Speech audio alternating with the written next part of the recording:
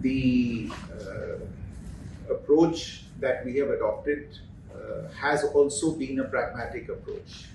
We are no strangers to the momentous changes that have taken place in the region, in the world, in Bangladesh as well.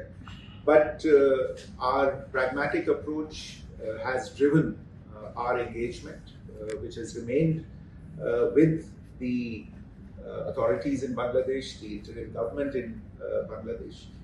The only point I would make is that for this to be sustained and become the basis for even better relations in the future, we all need, on both sides, need to work on a facilitating environment.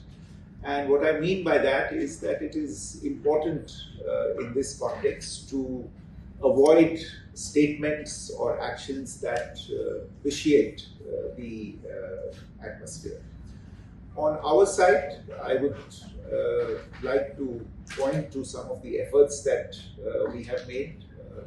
The Prime Minister was, I think, among the first, if not the first, major world leader to welcome Professor Muhammad Yunus when he took over as Chief Advisor of the interim government in Bangladesh.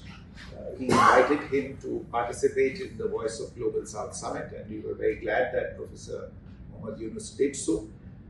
I undertook a visit to Bangladesh. Some of you may have seen that or reported on that.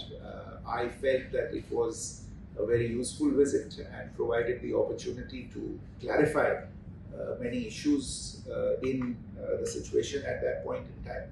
And of course, we have continued with working level meetings between the two sides on several issues, whether it is to deal with the borders, to deal with the rivers, to deal with trade, to deal with our bilateral developmental cooperation. As you know, Bangladesh is possibly our largest partner when it comes to concessional finance related arrangements. So all of these engagements have continued.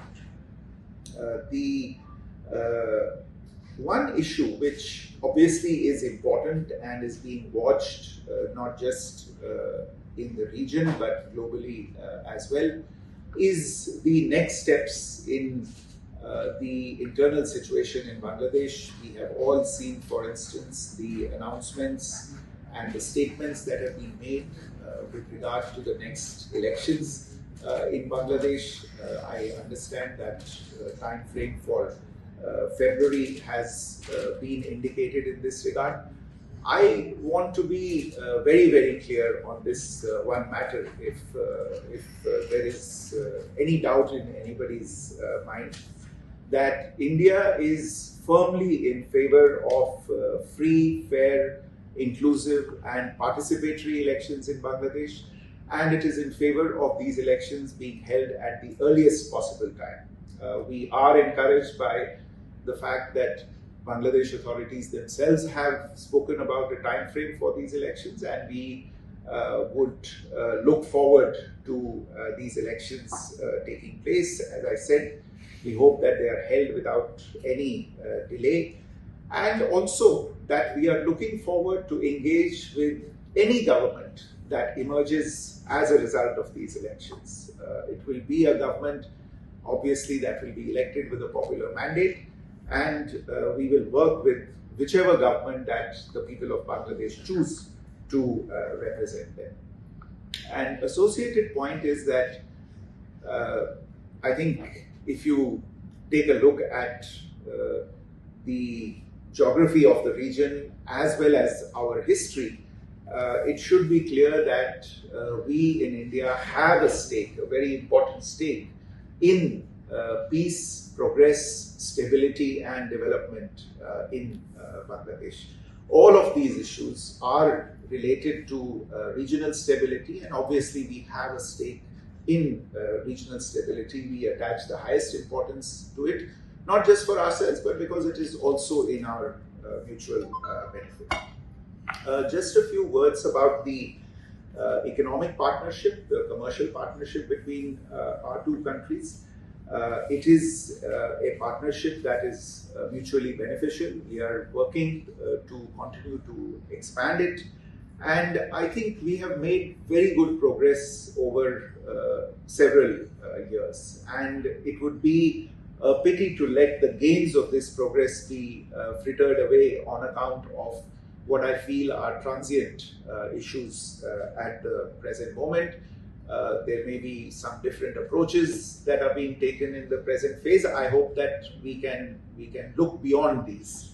And it is when I say that we would like to look beyond these, what I mean is that we should try and set a future-oriented perspective for this relationship rather than look at it from the lenses of the past. The world is changing very, very fast. Its impact in the region is being felt. New models and new templates of cooperation are being talked about.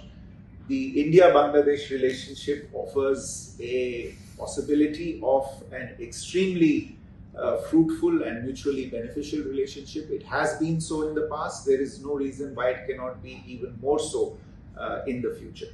So I think we need to look at a forward-oriented agenda and narrative for our relationship. And one, again, I emphasize that is not only mutually beneficial but also people-centric. People must be at the center of all of our activities and initiatives, and therefore we should look at greater and more intense economic linkages, at connectivity, whether that is physical or financial or commercial or technical or energy related. We already have advances and initiatives in these areas. We should deepen these. We should look at new areas such as startups, at technology, which is changing the face of geopolitics and geoeconomics as we speak. Areas such as energy, such as healthcare. These are all areas in which we should intensify our cooperation.